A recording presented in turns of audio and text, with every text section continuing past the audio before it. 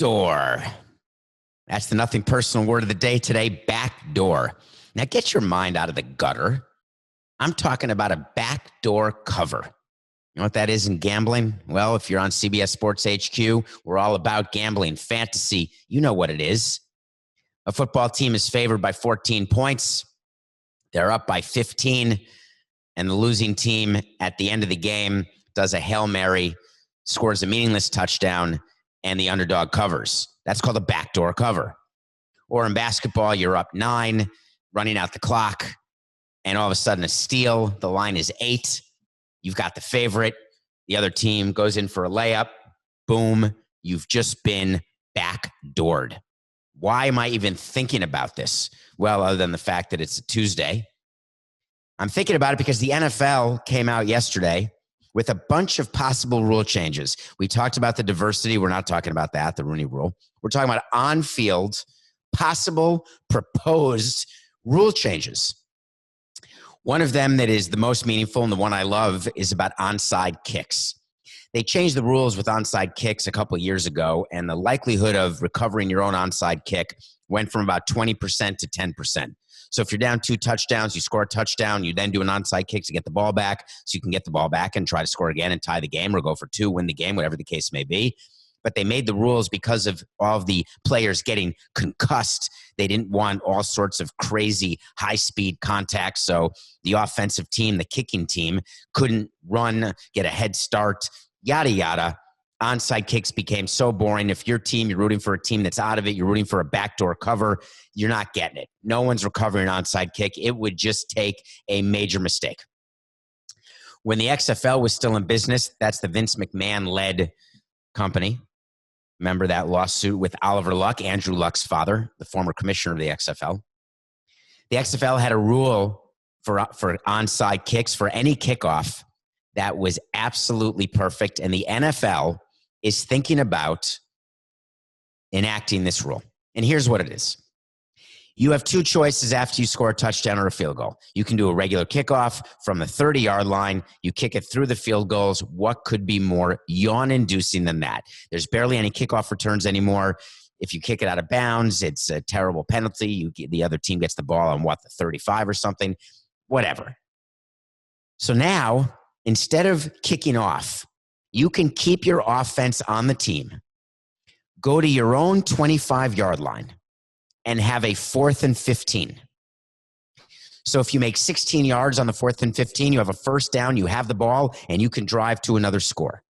If you incomplete pass, so you run and you only get 12 yards, you don't get a first down, then the other team actually gets the ball right at that point, which is on your 25-yard line or 28-yard line or up to the 40-yard line. So the other team has a good chance of scoring against you.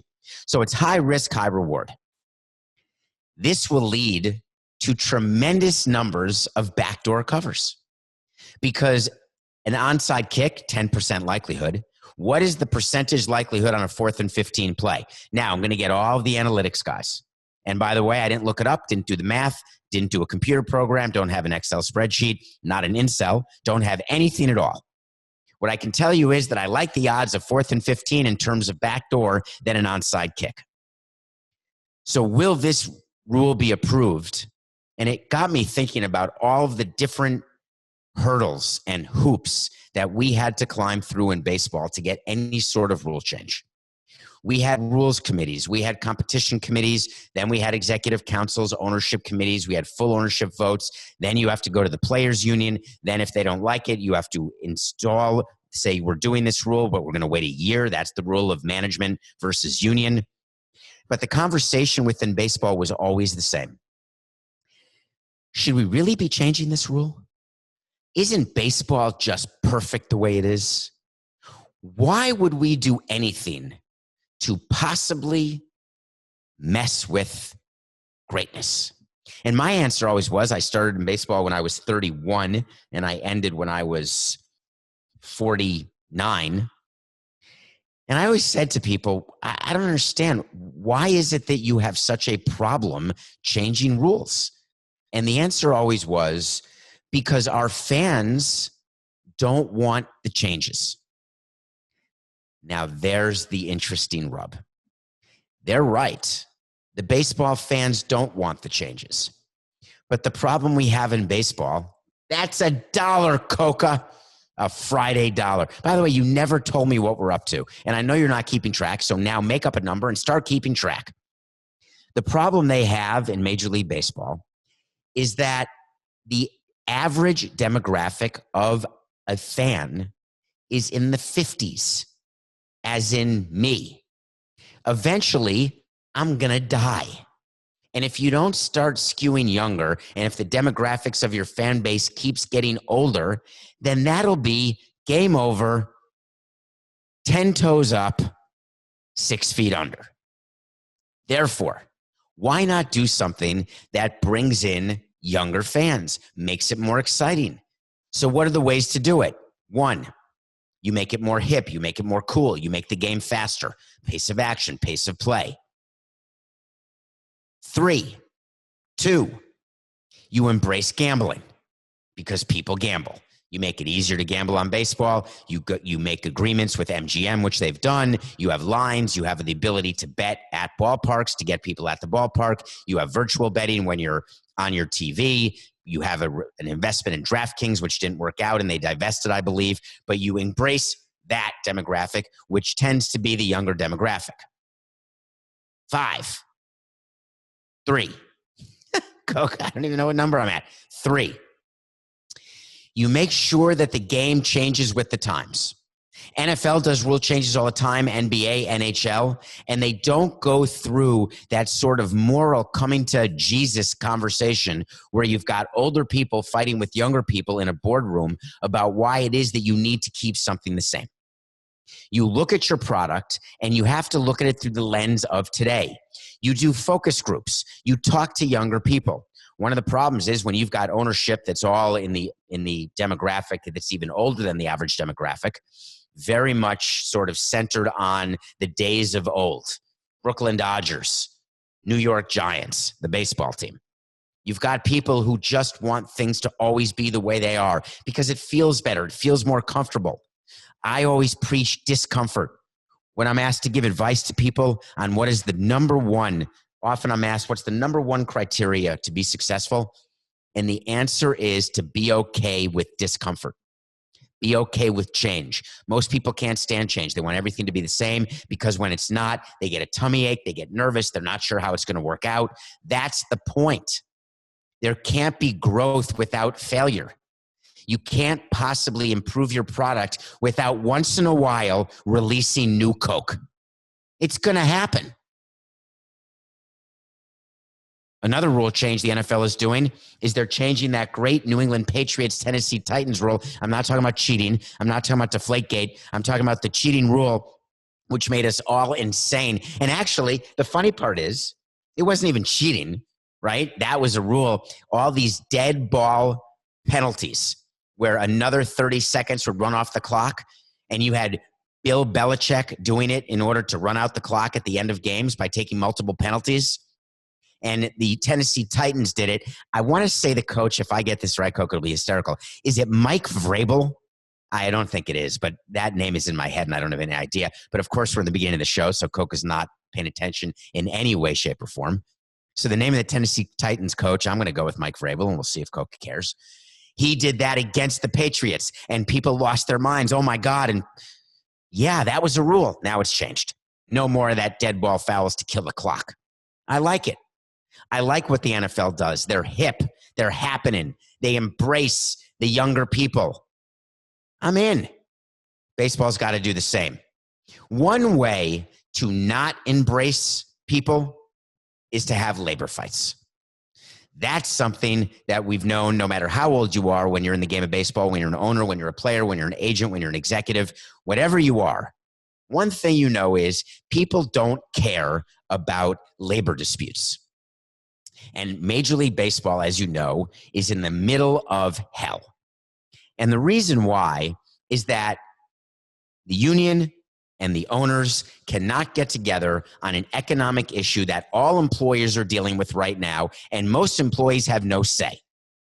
Employers are dealing with the fact that we're trying to rebound from this pandemic. And by the way, congratulations to Florida. Our governor came out today Governor Ron and said, guess what? Youth sports is back in full swing. No rules, no regulations. And he had the line of the day. When asked, well, what are the rules? Like, what should people do about Little League or about lacrosse or baseball? He said, I count on the parents to be responsible. Puts a tear in my eye. We understand, right, about being on the right, being on the left.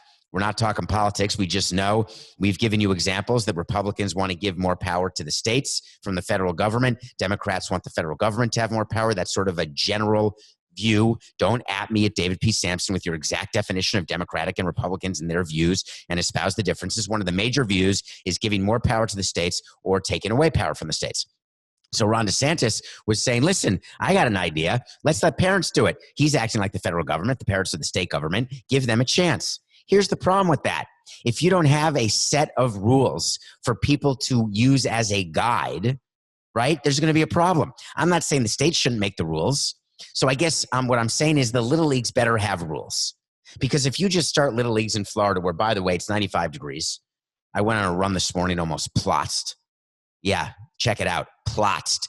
That means I almost dropped because we are right in the middle of summer. In any case, so sports are starting. Things are happening. People are excited. No one wants to hear about a labor dispute. Landed it, Coca. So Major League Baseball submitted a 67-page health plan. We saw it. We talked about it. We said the Major League Baseball Players Association was going to respond to it. And we knew when that response was going to come. You know how we know? Because we know very well that we're going to have a problem with many of the issues.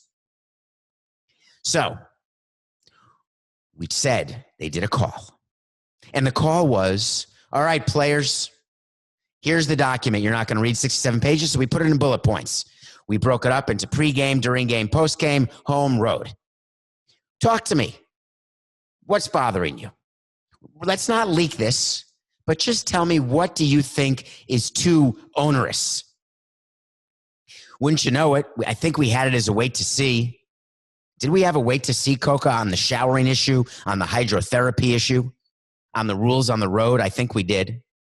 But in any case, one of the rules that was given to the Players Association, and by the way, the owners already walked it back saying this was a draft.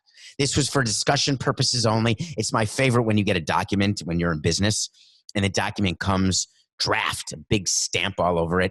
It happens on legal documents, draft, or for internal purposes only, or for discussion purposes only. When your boss sends you a document that says for discussion purposes only, 9 times out of 10, you can discuss it all you want, but the boss has made the decision of what he wants in the final memo, but he's trying to give you the illusion of power. So this memo for discussion purposes only went to the players, and the players came back and said, we got to have a few adjustments. Some of the players have been on Twitter or on Instagram or on TikTok or on Thitcher. Is it called Thitcher, that thing that Blake Snow was on? He was on Thitcher playing video games. Margaret Thitcher. That doesn't sound... Oh, Twitch. Sorry. Forgive me. Forgive me. Forgive me. I'm tired as hell and I'm not going to take it anymore. It's Twitch. So they came out and said, we got to have hydrotherapy. Can I tell you what hydrotherapy is? Players at the end of the game, they soak themselves. They get into a cold tub. They get into a hot tub. And sometimes you build a hot tub for one, like in the movie Major League, where you put the motor in, the motorboat motor. You put the motor on and it swirls it around. You sit in there and try to get yourself less sore. In a new ballpark like Marlins Park, we had several cold tubs and hot tubs, but it's sort of like a general whirlpool. You can't catch COVID through chlorinated water, but you also can't social distance. So could it be one person in a tub at a time? No one's going to wait around. Sometimes these guys are in the tub for 10, 15, 20 minutes. They're hanging out.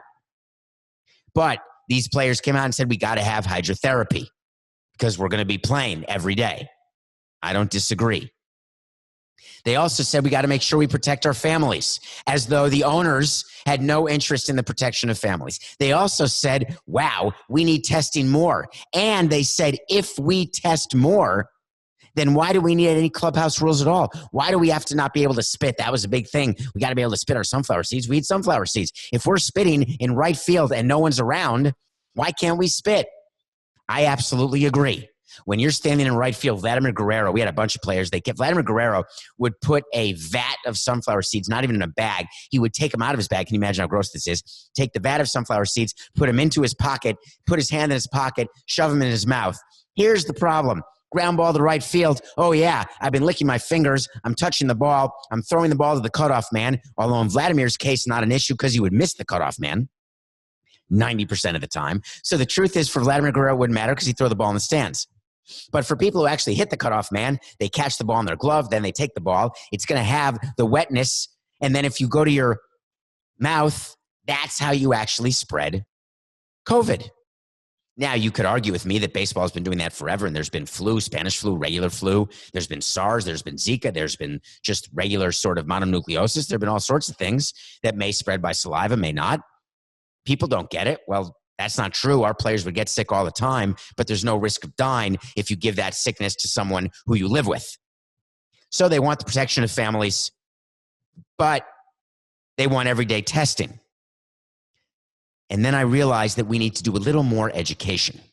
The education is the problem with even testing right now and why there is such an issue with professional sports starting is that even when, and my treatise said, let's test every other day.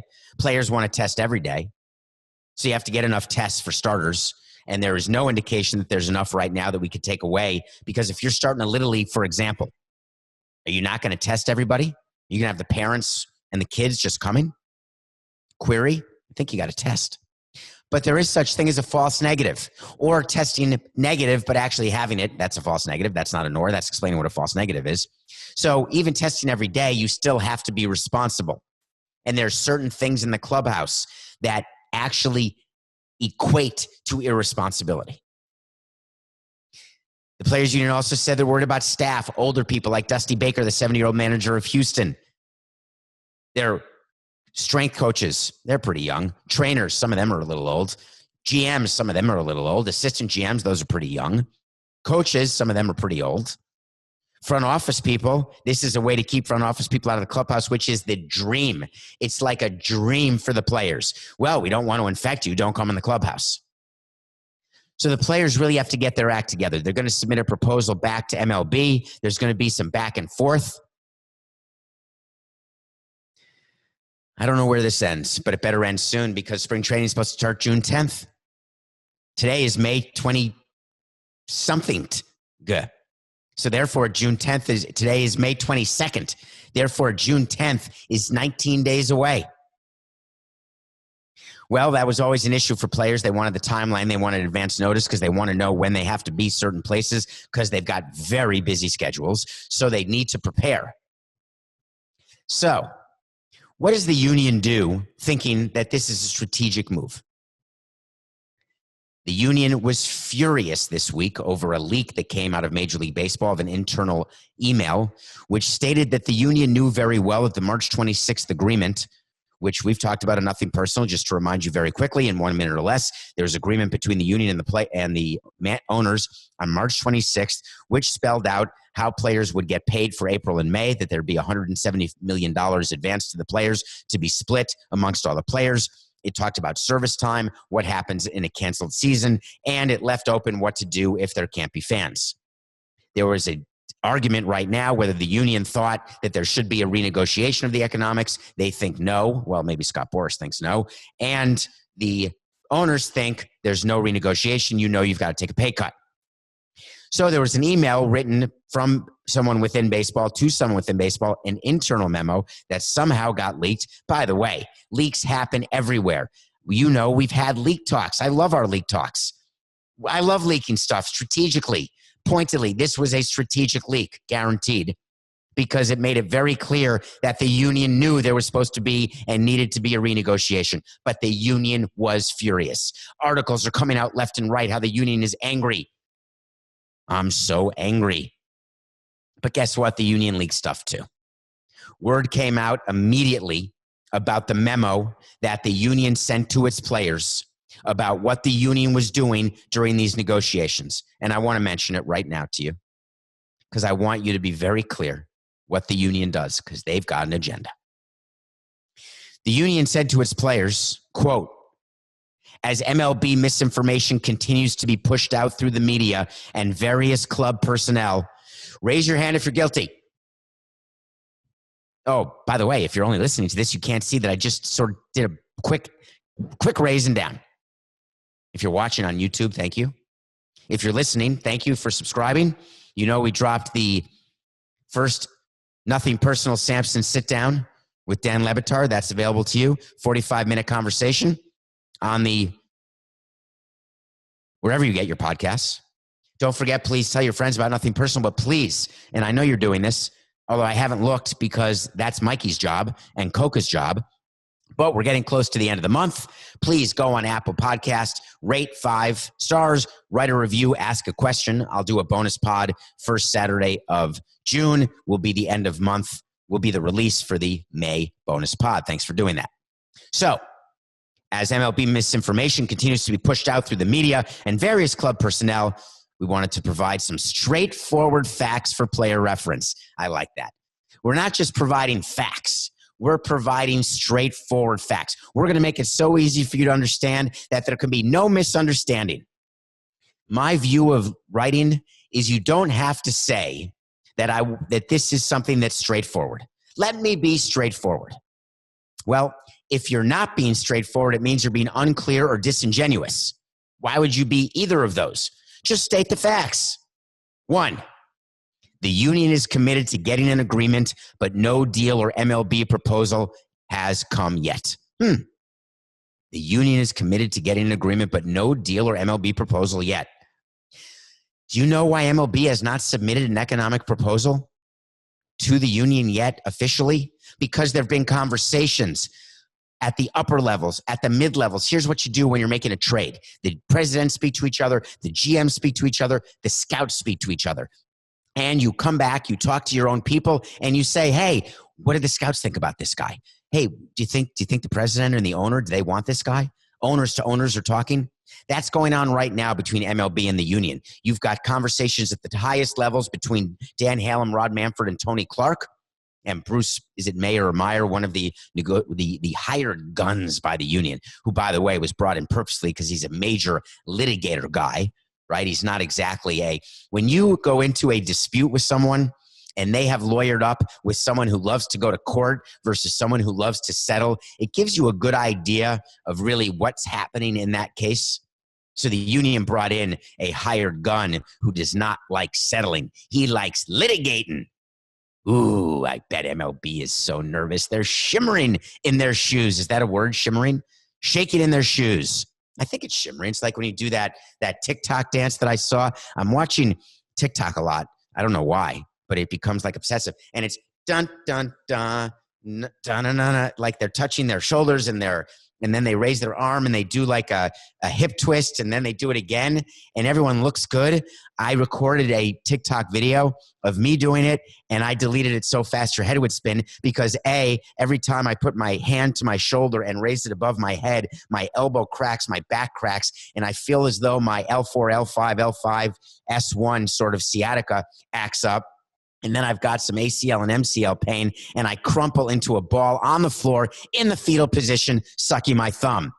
Sorry, Port, that'll do it for TikTok. 2, there's no date as to the resumption of spring training. Really? Thank you for that. This is the union giving straightforward facts to the players. 3, the union will provide time to arrange accommodations. This one made me laugh the most, and here's why. I told you players like to know what they're doing, where they're doing it, how they're doing it, etc. I'm good. I always didn't understand, though, why players needed so much time and coaches, former players who are coaches, and some coaches who are so high maintenance. We once had a conference call. This is a much longer story for another day. But we held a conference call when we were becoming the Florida Marlins from the Montreal Expos. And we had a conference call with all of our baseball employees that we were bringing them from Montreal to Florida. And spring training was about to start.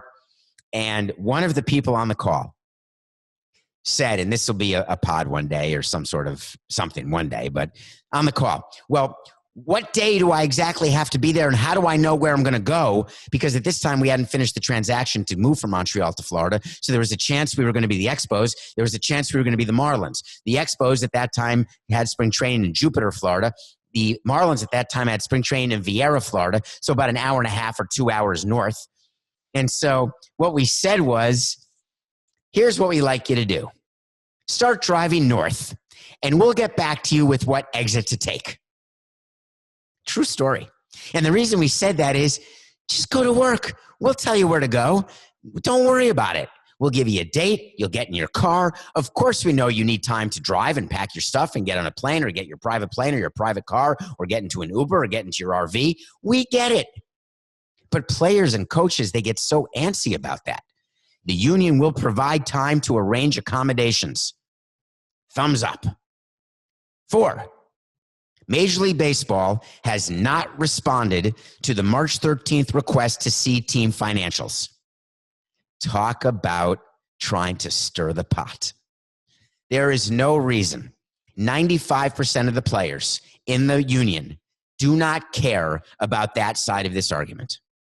The higher ups at the union, all the player reps, 30 player reps, and the people who work in the union know very well it is a complete non-starter that the owners are going to open their books because they all listen to Nothing Personal.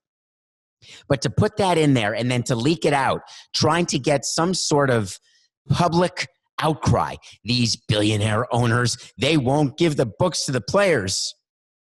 Well, I'd like to ask about the private company you work for. How often do you see the books of your boss and your owners of your company? I'm just asking. I'm spitballing. Do you knock on the door? Hi, as I'm thinking about what my bonus is going to be and if I'm going to get a raise next year more than the usual, maybe 3%, I was wondering, do you think maybe you could show me your books and I could then tell for myself how much money you're making and then I'll know how much money I should be making? Yeah, that's going to happen. It's a good one. So the union's leaking stuff, MLB's leaking stuff, and guess what? None of us care. You know why? We want baseball. It'll come. It'll come. In the meantime, the Washington Nationals aren't waiting. The World Series champions from 2019 have said to themselves, we have a plan, and we're not going to wait. We want to give the World Series rings out now.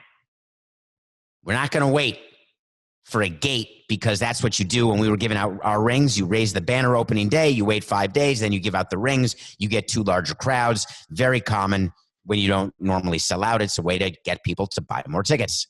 Why wouldn't you want to do that? More tickets, more money. The Nationals realize there aren't going to be fans in Washington for quite a long time, and they don't want to hold on to the rings. So they're going to wait to raise the banner, but they decided to do a ring ceremony. How do you do a ring ceremony during time of pandemia? VIRTUAL. The Washington Nationals are having a virtual ring ceremony this coming Sunday, May the 24th. Or if you're listening to this on May 28th, the Nationals are having a ring ceremony 4 days ago. This virtual ceremony will include some fans, some special guests, the players. There'll be an unveil of the incredible ring. Coke, I should have worn my ring for this segment. Hold on, I'm going to go get it. No, I'm just kidding. I'm not going to do that. I mean, I could do that, but I'm not. Next week, I'll put the ring on. Maybe. I'm not teasing that, Coke. I'm just saying maybe I will. Usually I save it for opening day in October and weddings, bar mitzvahs, corporate events. So the Nationals are divvying the World Series rings out. Why Sunday? Because Sunday marks the 1-year anniversary since they beat the Marlins 12-10, not my Marlins, the new Marlins. They beat the Marlins, our Marlins, not my, our, but not our, theirs. 12-10, and that was the beginning of their big turnaround. Remember, we were calling for Dave Martinez to be fired. The Nationals were the biggest disappointment. They were 19-31, and all of a sudden, they turned it around, made the playoffs, made the World Series. Howie Kendrick hits home run, yada, yada. The rest is history. So a year ago to Sunday was that game. They chose that. But what's better is they're doing it to raise money for charity. The Nats have something called the Nats4Good, Nats 4 as in the number 4, good, Nats4Good Community Response Fund. That is a charity that was started by Mark Lerner, who is the control person and owner of the Nationals. His father was involved, Ted Lerner, like a grandfather to me, who won that World Series last year on his 94th birthday. Couldn't have made me happier that he has a World Series ring now. So they started this fund to give back to COVID people, to people who are not COVID people. Well, maybe to people who've had COVID, but it's to people who have been deleteriously impacted by COVID-19, which is exactly what the MLBeard Challenge is. Today is day 68 of the MLBeard Challenge. And today we are giving money because we're doing $1,000 a day every day for the first 100 days of this challenge. We're not going to shave. Coca and I are not going to shave. We're going to send something out on maybe next week with an updated picture of then and now. It's staggering. If you go back to some of the older Nothing Personal shows and see what it was like, I think we started in the home studio on March. Coca just told me this. We were talking about this before the show. That's where my short-term memory is. Sorry, what's your name? Coca, right. So I think we start on March 24th, and it is staggering to see the difference in 68 days. But we're not going to shave until MLB has opening day, which is why we're trying to figure out how to get to opening day as soon as possible. Although people are complimenting me and Coca on our beards, well, 95.5. So it's day 68. We're giving $1,000 to Nats4Good Community Response Fund. If you are in the Washington area listening to this, or if you've ever been a fan of a World Series team and loved and liked a World Series ring, or you're the person who just bought Robert Kraft's Super Bowl ring for $1,025,000. Robert Kraft's Super Bowl ring from the Super Bowl where they came back to beat the Atlanta Falcons down 28-3 at the half. I think it was at the half. Was in the third quarter. It may have been in the third quarter even. They were down 28-3, came back and won that Super Bowl. Robert Kraft participated in something called the All-In Challenge. He was all in. Now, query, could he get himself another ring? Query, does he have 2 rings? My guess is YES. But it still says Kraft. It still says owner. And someone bought it for $1,025,000. It's amazing, the memorabilia value of that ring. So even if you want to participate in that way, please go to Nats4Good Community Response Fund. Thank you very much. Philip Seymour Hoffman died in 2014. Philip Seymour Hoffman was one of my favorite actors, one of the best actors of a generation. He died way too young. He was in his 40s, died of a drug overdose. It was incredibly disappointing and sad. It left a mark in the theater community, in the movie community, in the world. Philip Seymour did a movie back in 2014 that was released that I had never seen until yesterday called A Most Wanted Man. So I wanted to watch Philip Seymour Hoffman's. It's called his penultimate performance because I think he was also in a Hunger Games that came out last year. But I think that A Most Wanted Man was filmed before that. All I know is that it debuted at the Sundance Film Festival literally a week before he overdosed. I think my math is right. But either way, Philip Seymour Hoffman is in a movie called The Most Wanted Man. It is about spies in Germany and intelligence in Germany as they are in a post 9/11 2001. I used to be able to say just 9/11. We're 19 years past 2001, 9/11. And now there's a whole group of people who were born after 9/11. And to them, 9/11 is the same as Pearl Harbor Day or the Vietnam War or the Korean War or the Gulf War. It's just another terrible thing in history. So 9/11/01 happens, and all of a sudden, Hamburg, Germany becomes a hotbed of terrorist activity. And there are a bunch of different spies and intelligence organizations who are all after, yes, you guessed it, a most wanted man who had escaped from Chechnya or had just come to Hamburg from Chechnya. There's no guns, there's no violence. It's really like a cat and mouse game between intelligence agencies. Robin Wright, as in Princess Buttercup, actually is in this movie as an American CIA agent. You've got Philip Seymour Hoffman, a few other recognizable names. Willem Dafoe plays a banker, the son of a man who had dirty money, and he now runs his father's bank, trying to figure out how to deal with that. Rachel McAdams, as in The Notebook, that Rachel McAdams, Mean Girls. Well, this is Rachel McAdams playing an attorney who plays an attorney for the most wanted man. All in all, it got me thinking the movie is fine. It's not really great. It's a little slow. It's 122 minutes. And the reason why you should watch it is not because it's the best Philip Seymour Hoffman movie. The reason why you should watch it is to honor Philip Seymour Hoffman and to watch every work that he's done. I wanted to give you my top 5 Philip Seymour Hoffman movies. Here we go. Little known movie is number 5. Not enough people saw it, and you should have if you haven't watched it. It's called Owning Mahoney. Owning Mahoney with Philip Seymour Hoffman. He's perfect. It's a down on your luck kind of guy. I don't want to give anything else away. Number 4. No, that's number 5. Number 4. Academy Award-winning turn when he played Capote, as in Truman Capote. One of the greatest next to Gary Oldman, who played Winston Churchill and won the Oscar for it. Philip Seymour Hoffman as Capote, phenomenal. Number 3. Anyone else like Heather Graham? Anybody? Julianne Moore? Anybody? Dirk Diggler? Mark Wahlberg? Yeah. Roller Girl? Boogie Nights. Burt Reynolds is in it. So Boogie Nights is number 3. Number 2, he's not the star. So normally I would say that if Philip Seymour Hoffman is not going to be the star, I can't actually have it in the top 5, but I'm doing it. The Big Lebowski. Philip Seymour Hoffman is so young, he actually plays the assistant or the butler, if you will, in The Big Lebowski. And the number 1 Philip Seymour Hoffman performance is Almost Famous. The perfect Almost Famous. He plays a DJ who gives advice to a young writer. Philip Seymour Hoffman is a writer and a DJ. His performance in Almost Famous is perfect. If you haven't seen that movie, I wish you would. Almost Famous is the number 1 Philip Seymour Hoffman performance. I want to give special mention because it's one of my loves is Philip Seymour Hoffman's character in Along Came Polly. It did not crack the top 5, but it's Philip Seymour Hoffman having an E! Entertainment News documentary filmmakers following him, who they really weren't following him because he was a childhood actor who became an adult, sort of irrelevant, not an actor anymore in the movie Along Came Polly. He is so good in that movie. Not a top 5, but a special mention. Philip Seymour Hoffman, we miss you. So you want to talk to Samson?